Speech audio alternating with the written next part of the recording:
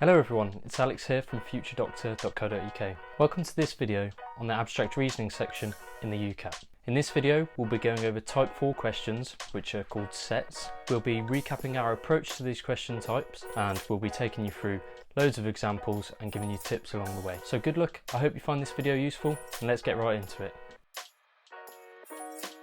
Okay, hello everyone and welcome to this video on the fourth question type in the abstract reasoning.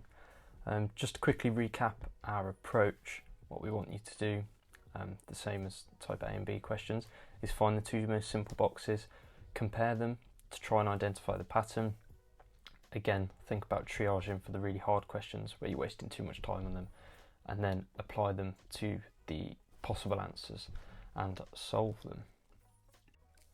And once again, here's our dances mnemonic that we like to use to solve these questions. If you've still not got it in your head, pause the video now, go over it, and then just unpause me when you're ready to continue. Okay, so we've gone over sort of pattern identification quite a lot in the previous videos, and these are the tips that we want you to apply. But in this video, I'm going to be going over a sort of tip that I find useful. It's sort of a more advanced tip, so something that we've saved until now. Because we feel as though it's better to get the basics before you start applying this. I'm going to apply it to some real examples, and some people find this really useful. I find this really useful.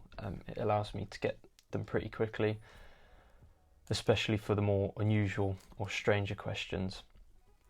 But some people just find this not a good way to approach the questions, just too confusing or whatever.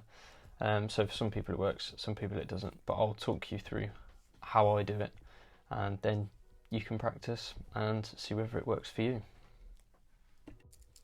Okay, cool. So these are the fourth question type in the abstract reasoning, and as you can tell, they're very similar to the first question type, where we're asked what shapes belong to set A, B, or neither. The difference with these questions is you're given two sets again of 6 shapes, and you're given 4 shapes in the answer, and you've got to choose which of them belongs to whichever set the question's asking about. So in this instance, we've got set A, which will contain black rectangles, set B, which will contain grey circles, and we're asked which one of the 4 shapes on the right belong to set A. And hopefully it's not too difficult for you to figure out that C, or the third shape down, belongs to set A. Okay, so let's just throw you in the deep end. This is the first example.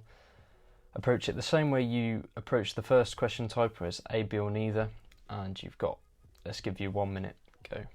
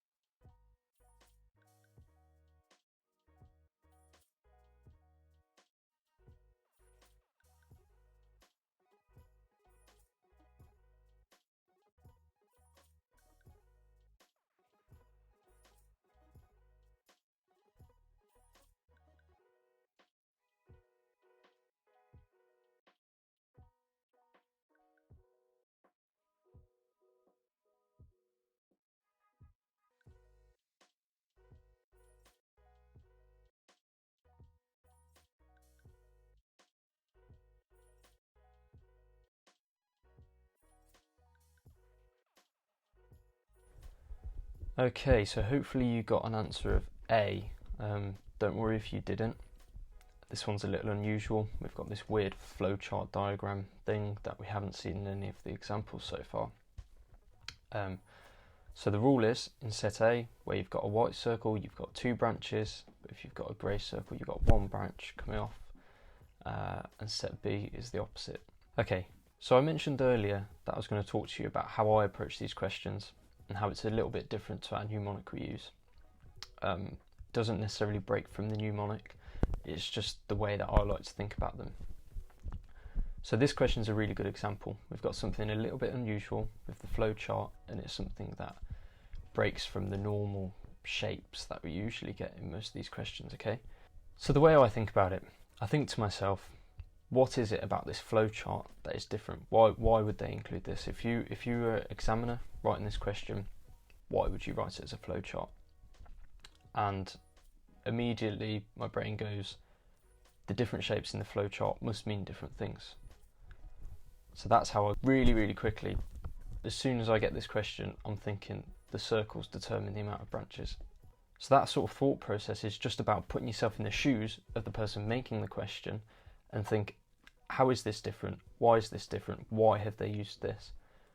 Some people are really good at being able to do that, and it will help you answer the questions in 10-15 seconds.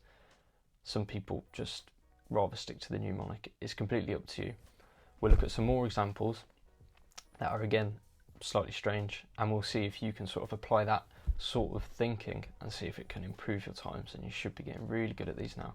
You just get quicker and quicker and quicker, and hopefully you can start implementing this and you'll be even quicker. Okay, but before we go on another example, now you've got the pattern, I'm going to give you 10 seconds and we're going to just go through the rest of the questions in this set and just see if you get the right answer.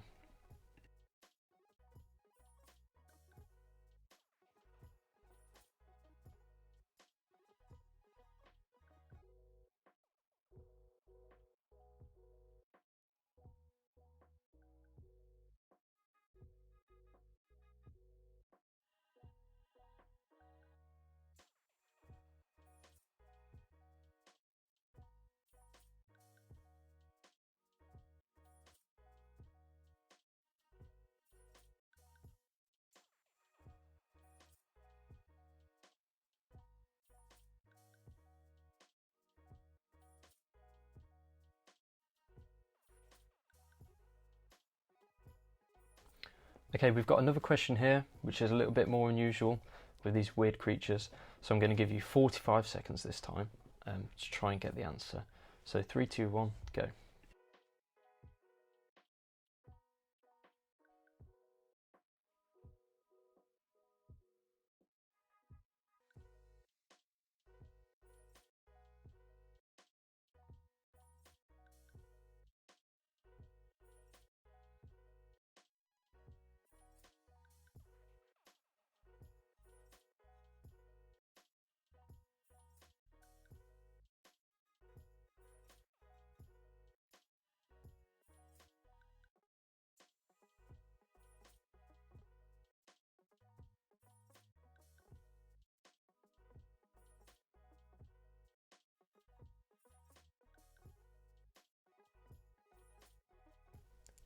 Okay, and stop there, pause me if you're still working.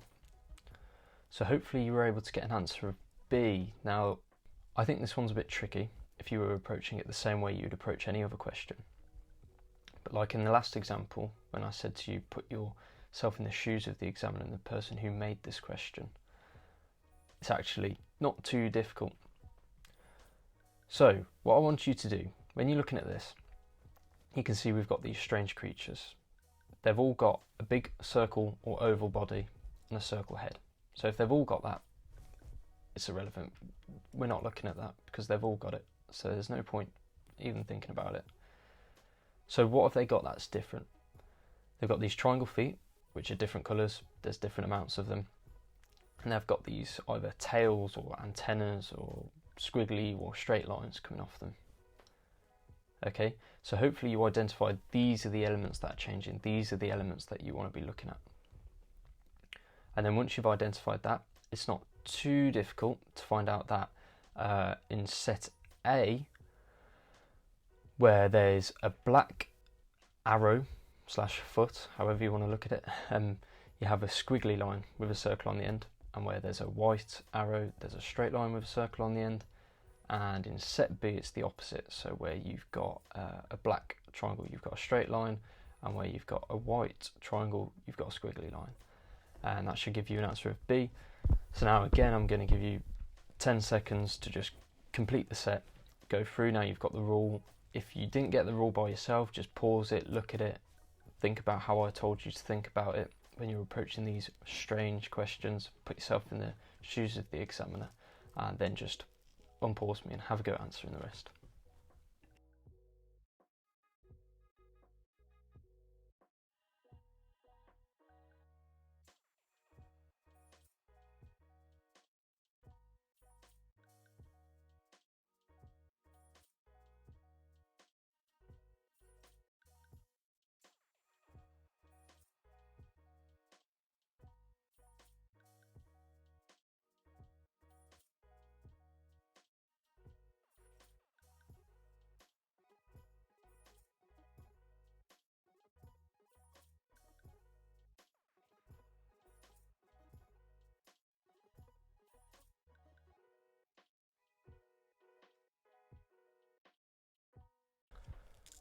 Okay, cool. Well done, everyone. I appreciate those examples were pretty difficult, but I deliberately chose them because I wanted to highlight you that sort of technique of putting yourselves in the shoes of the examiner and thinking to yourself, why have they presented the question in this way?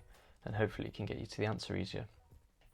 But hopefully, even though they were difficult examples, hopefully you can see that the question format itself isn't too difficult. It's not too dissimilar to the first format we looked at, and actually all of the formats generally follow the same sort of principles. So hopefully now you're a bit more confident, you've seen all the question types. All the advice I can give is just to keep practicing. We're going to be adding lots more worked examples in the future, so keep coming back here and seeing when we've added more. And cool, all the best.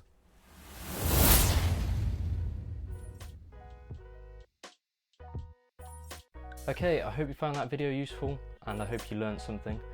Good luck if you're currently preparing for your UCAT exam. If you found that helpful and you'd like more help, visit our website, the link's in the description, and there's videos there that cover every question type in every section. We also have videos that cover writing the personal statement and an interactive workbook that takes you through that process. And we also have an interview course that covers all the common question types, and we analyse good and bad answers to all those questions. We made our courses super affordable as we were a bit fed up of these courses that cost, you know, £600, £700 or above. Unfortunately, when we finally got to med school, we found out that most people who got in had been using these things, and that's just not a level playing field. So what we've created is a system that can teach you everything you'll need for a really affordable price to give everyone an equal chance of studying medicine. So if that sounds good, check out the link in the description. Also check out our blog, there's lots of free resources on there and we'll be adding more. And there's a free UCAT guide that's in the description as well that takes you through all the sections, and there's example questions for each of the sections as well. So if you want that for free, check out that in the description as well. And good luck if you're sitting the UCAT soon. Thank you.